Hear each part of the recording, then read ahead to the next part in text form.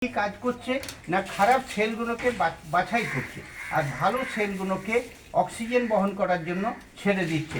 একটা মেয়ের আমি ছবি দেখাচ্ছি, মেয়েটার 5 বছর বয়স, ওকে রক্ত দেওয়া হয়েছে 50 বোতল।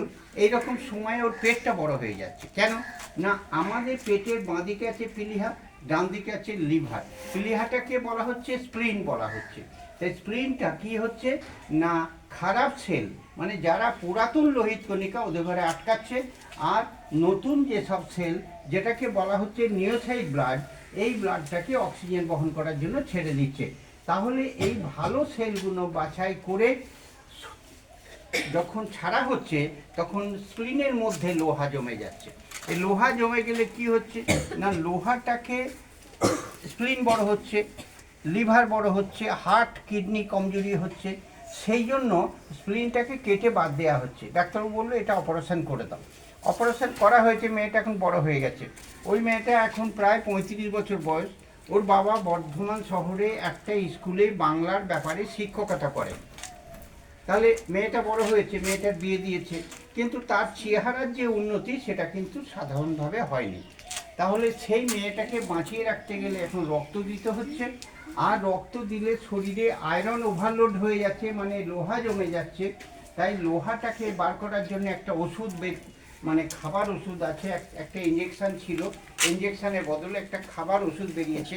সেই খাবার ওষুধটার দাম হচ্ছে মানে একটা পেশেন্টের জন্য প্রায় মাসে 10,000 টাকা। এই মাসে 10,000 টাকার ওষুধ থ্যালাসেমিয়া রোগীদের জন্য ব্যবহার করতে হয় শুধুমাত্র একটা কারণের জন্য। তাহলে কি না শরীরের ভেতর থেকে জমে যাওয়া লোহাটাকে বার করতে হবে। এই লোহাটাকে বার করতে পারলে সে যেমন স্কুলে আসতে পারবে, খেলাধুলা করতে পারবে, পড়াশোনায় অংশগ্রহণ করতে পারবে। তাহলে থ্যালাসেমিয়া যার হচ্ছে, আমি এটা গল্পের মতন বলছি, কিন্তু প্র্যাকটিক্যালি যার হচ্ছে তার যন্ত্রণাটা অনেক।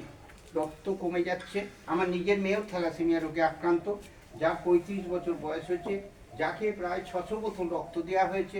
তাকে বাঁচানোর জন্য বর্ধমান শহরে একটা হাসপাতাল তৈরি করেছি, লোকের দানে তৈরি করেছি। আমি এই স্কুলে এর আগে অনেকবার এসেছি, অনেকবার আমি প্রোগ্রাম করেছি, এখান থেকে সাহায্য নিয়ে গেছি, যাতে করে আমাদের হাসপাতালটা বজায় থাকে। অন্যদিকে একটা কাজ আমাদের করতে হবে, নতুন প্রজন্মের কাছে আমরা একটা আশা করব যে আমাদের দেশের যে বিবাহ ব্যবস্থাটা আধুনিকীকরণ, এ পর্যন্ত বিজ্ঞানী হরগোবিন্দ খোরানা 68 সালে নোবেল পুরস্কার পেয়েছে। তো উনি প্রমাণ করে দিয়েছে যে থ্যালাসেমিয়া রোগটা হচ্ছে জেনেটিক, জিন থেকে হচ্ছে, বাবা মায়ের কাছ থেকে এই রোগটা সন্তানের মধ্যে আসছে।